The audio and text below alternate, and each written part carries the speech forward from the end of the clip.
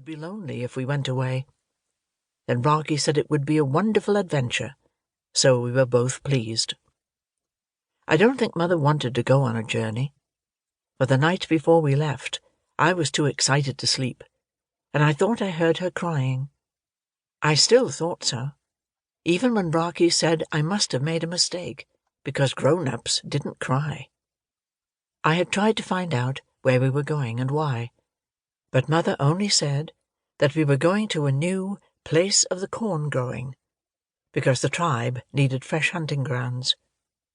We did not know what the tribe was, but Rocky thought it was something to do with the people we occasionally saw in the distance. I wondered how we should be able to carry our 2 teepees and the wooden chests which took care of our clothes, but I needn't have worried about them, for one day Mother took us into the distant woods, as she had often done before, and after we had walked a very long way, I asked when we should be going home, and she said, "We are not going to turn back, Piyanah. Tomorrow and tomorrow and tomorrow will all be in a new place that has no memories." Then she walked ahead, and we did not ask any more questions, because we knew she was unhappy and didn't want to talk. Then Rocky pointed to knife cuts on the trees, and we knew someone had blazed a trail for us to follow. Further on, there were many footprints in the dust, so we knew that many people were making the journey too. They must have been kind, if not friendly people, for at the end of each day we found a shelter made for us to sleep in, with food and a cooking pot beside it. Mother said they were the tribe, but when we asked what a tribe was, she said we didn't need to know yet. When Rocky or I got tired of walking, Mother carried us on her back. We came to a river, and waited for several days while canoes were built. Then Ninny came back from collecting firewood, and said all the canoes had gone, but they had left one for us. We found it tied to a stake which was driven into the bank. Mother paddled in front, and Ninny at the back. Rocky and I sat in the middle, and were allowed to trail our hands in the water, so long as we didn't splash Ninny. Sometimes we saw other canoes ahead of us, and then Mother drew into the bank until they were out of sight. We thought it curious that she never wanted to thank the tribe, for they went on being kind, and every evening we saw a bunch of feathers hanging from a branch or tied to a stick in the bank, which showed us where they had prepared our sleeping place.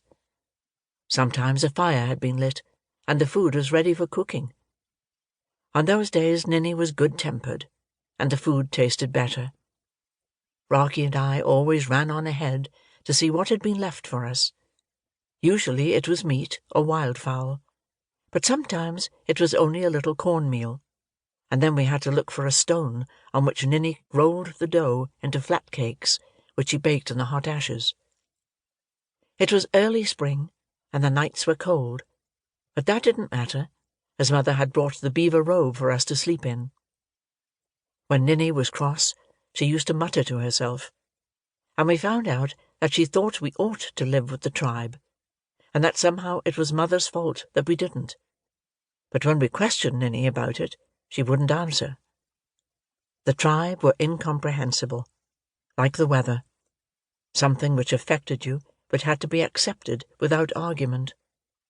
Ninny would only say they were looking for a new place of the corn growing, and that if they didn't find it, we should all go hungry next winter. I asked how they would know when they got there, and she said, "The chief will tell the elders." When I asked her what a chief was, she said, "Your father," then gasped as though she had swallowed a fly, and, grabbing hold of my arm, said, "If you tell your mother I said that, I shall slap you so hard that you will scream the moon out of the sky." So I knew that my father, being the chief, must be very important.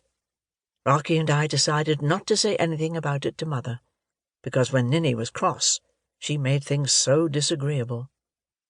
We knew that everything had a father and a mother, but animals always had parents like themselves. We agreed it was a pity.